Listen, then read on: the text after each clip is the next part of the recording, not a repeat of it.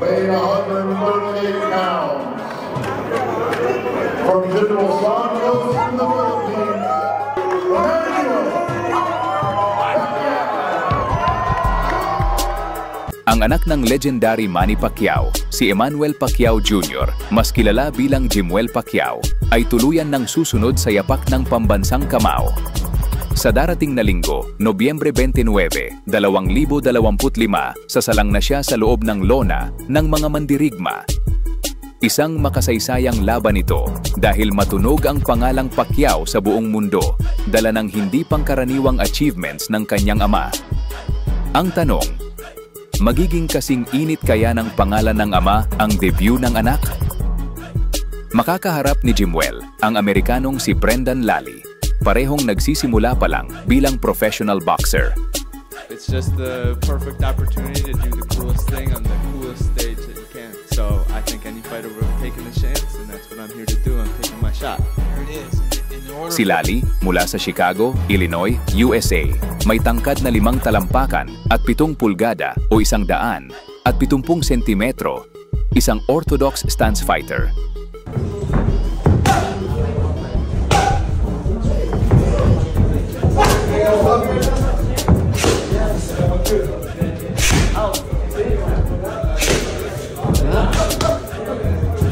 Samantala, si Jimuel ay may tangkad na 5 talampakan at 6 na pulgada o 100 at 68 sentimetro at may mas malaking karanasan sa loob ng ring, dala ng kanyang amateur record na 6 na panalo at 4 na talo. Dahil dito, mas lamang ang Pinoy rising star pagdating sa experience. Kaya't inaasahan natin ang isang mainit at magandang laban ngayong linggo. Huwag palampasin ang makasaysayang pro debut ni Jimuel Pacquiao. Mag-subscribe na para updated kayo sa lahat ng exciting na laban. Ito na ang simula ng bagong kabanata sa boxing history.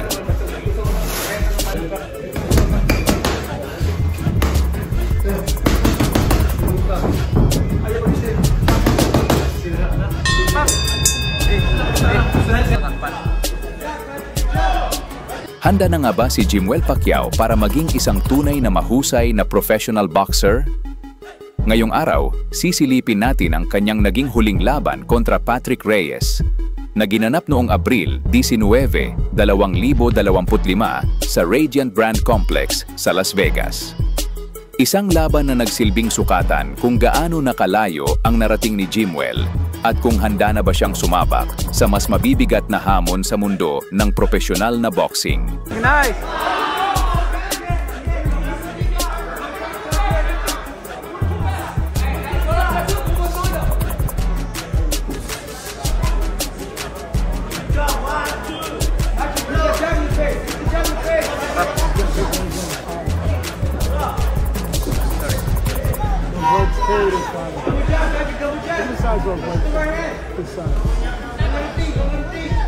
Jimuel po yung naka-red.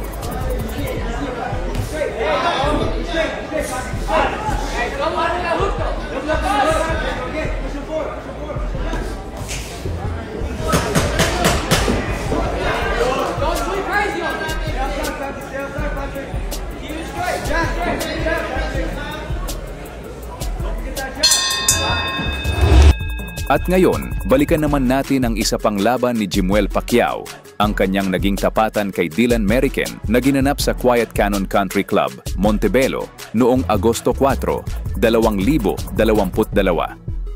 Isang laban na nagsilbing mahalagang bahagi ng kanyang maagang paghubog bilang boksingyero at nagbigay ng ideya kung paano siya nagsimula bago tuluyang sumabak sa mas seryosong kompetisyon.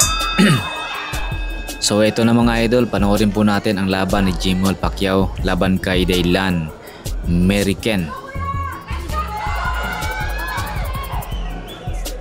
So dito malalaman natin kung handa na ba si Jimuel Pacquiao para sa professional boxing.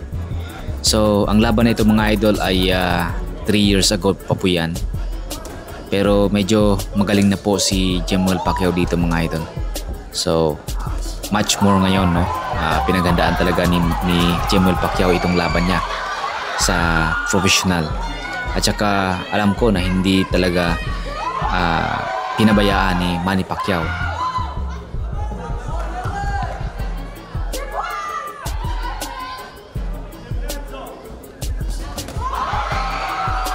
Good straight by Jimuel Pacquiao. Ito sumasabay din ang kalaban, no?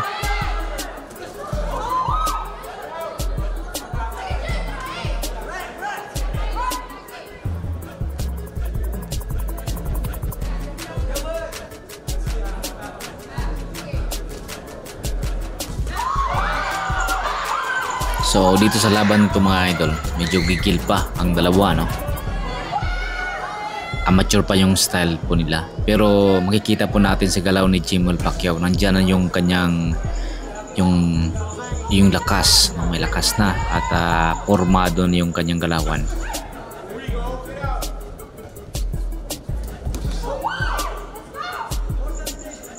So of course, advantage kay Jimuel Pacquiao dahil nandiyan yung kanyang ama. At saka mayaman, no? Pwedeng maka-hire ng professional na trainer.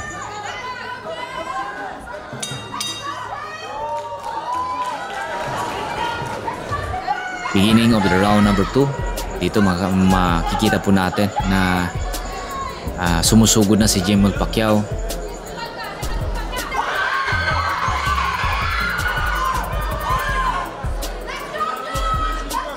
Magaling ang patama ni Jimuel Pacquiao dito sa round number 2.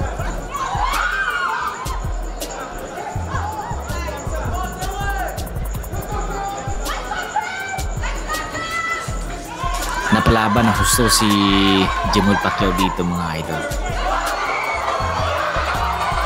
Sumasabay din itong Amerikano sa suntukan, no? Matapang din, matapang. Yung magandang combinations by Jimuel Pacquiao. Mga solid yun, maganda.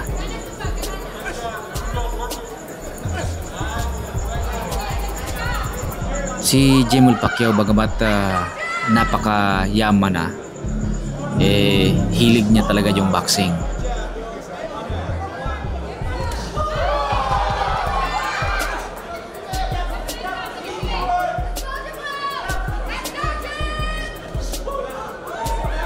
Good counter by Jimuel Pacquiao.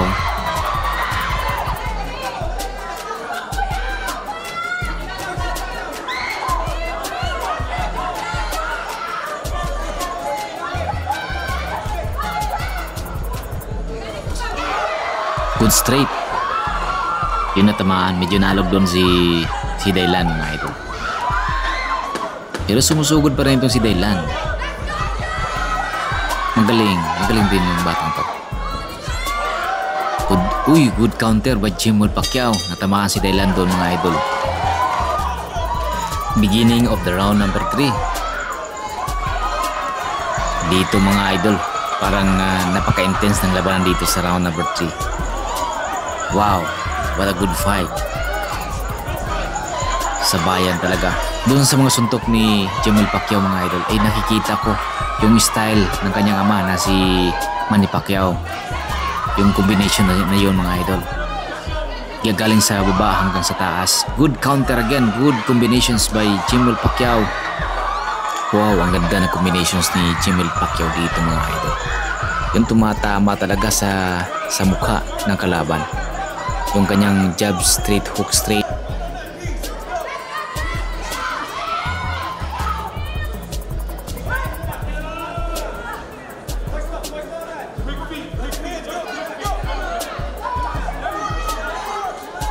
Three years ago, 2022.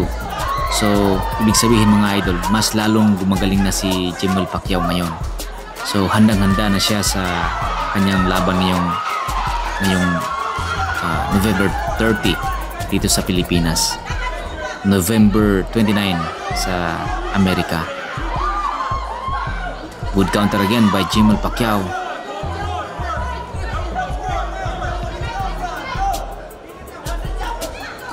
Pinatama si Jimel doon mga idol.